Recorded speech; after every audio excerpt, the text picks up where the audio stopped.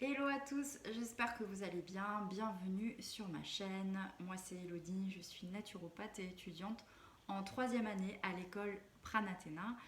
J'ai vraiment le plaisir sur cette chaîne de vous partager plein d'infos en santé naturelle, des choses issues de mon expérience, mais aussi de ce que j'apprends.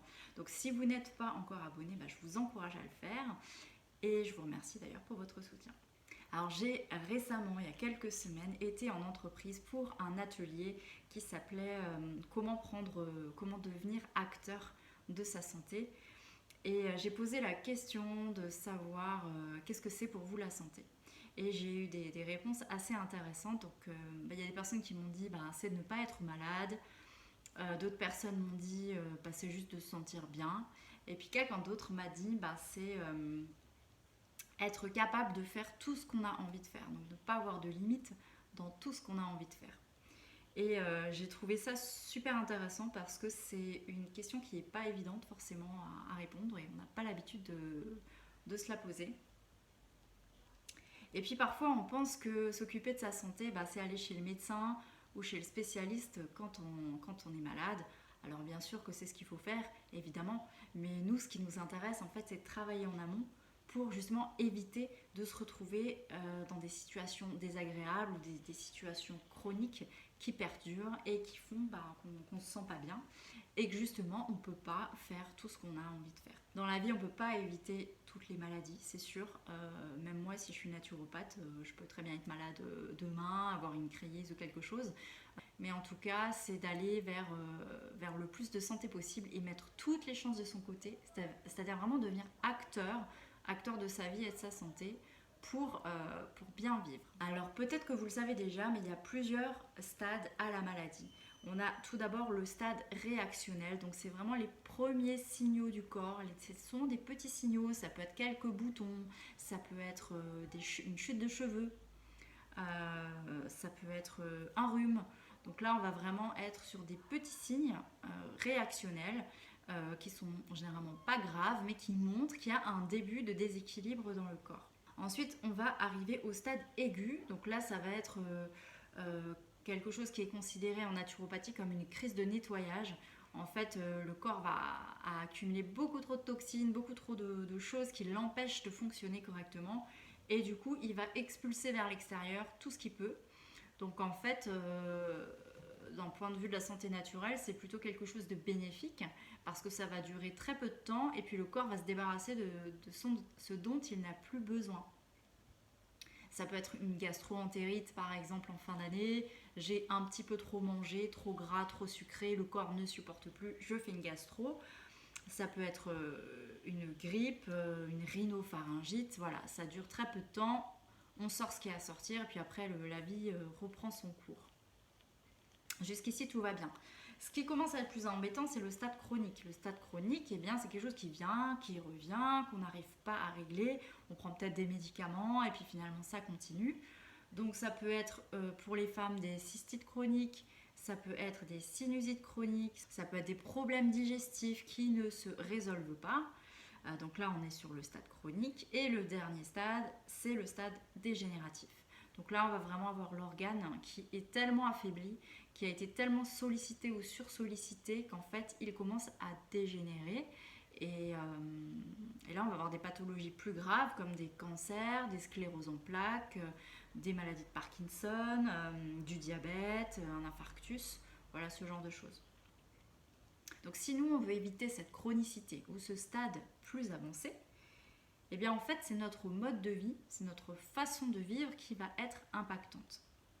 Alors on parle souvent de génétique, d'épigénétique. Alors tout le monde sait ce que c'est la génétique, hein, c'est ce qu'on a hérité de nos ancêtres au niveau des gènes. Et l'épigénétique qui est peut-être un petit peu plus mal connue, eh bien celle-ci en fait, elle va impacter pour plus de 80% de notre état de santé. Je ne sais pas si vous vous rendez compte, 80%, mais c'est énorme. Et c'est vraiment là où nous, en fait, on va avoir un levier d'action et on va pouvoir agir. Alors l'épigénétique, c'est quoi ? Eh bien, c'est tout l'environnement, c'est tout ce qu'on fait dans notre vie, tout ce qui nous entoure, qui va en fait influencer comment on se sent et comment le corps va développer ou non une certaine pathologie. Et donc les piliers qui vont constituer votre santé donc c'est vraiment les bases de la naturopathie en fait, bah, ça va être qu'est-ce que je bois et qu'est-ce que je mange. Donc l'alimentation, l'eau. On va voir ensuite la partie sommeil, relaxation, la gestion des émotions, l'activité physique et la connexion à un idéal, la connexion à soi. Et donc l'idée pour travailler sur cette épigénétique, c'est d'avoir une bonne gestion de chacun de ces piliers, de s'occuper de tout ça à sa manière et de trouver finalement un équilibre. Donc tout ça, ça se crée au quotidien et le but, c'est pas non plus de rentrer dans une certaine perfection, de vouloir se lever super tôt pour pouvoir faire sa méditation, puis son sport, puis son alimentation, puis aller travailler, puis rentrer et de se mettre un rythme effréné juste pour mettre en place des actions, c'est pas vraiment le but. Et puis cette surexigence en fait vous ramènerait aussi du stress. Et le but en fait c'est de relaxer aussi le corps et de l'apprendre à se calmer pour pouvoir faire ce qu'il a à faire. Donc on va placer en fait des actions, et c'est tout le rôle d'ailleurs du naturopathe quand il accompagne un consultant, c'est de trouver les bonnes actions à mettre en place qui vont apporter un résultat différent. Alors au niveau de l'alimentation et de l'eau, donc c'est ce que je vous disais, qu'est-ce que j'ingère au quotidien? Posez-vous la question. Est-ce que ce que j'achète, ce que je mange, est-ce que déjà je mets de la conscience dessus? Est-ce que j'ai conscience de ce que je prends, de ce que je choisis en magasin? Qu'est-ce que contiennent les aliments? Est-ce que je cuisine moi-même ou est-ce que je réchauffe? Est-ce que j'achète du transformé? Voilà, déjà prendre conscience, ce sera un premier pas. Et puis ensuite, moi, je vais vous dire que en fait, l'alimentation elle doit être individualisée, contextualisée par rapport à vous et votre situation. Donc il n'y a pas de régime miracle, de mode alimentaire bon pour tout le monde.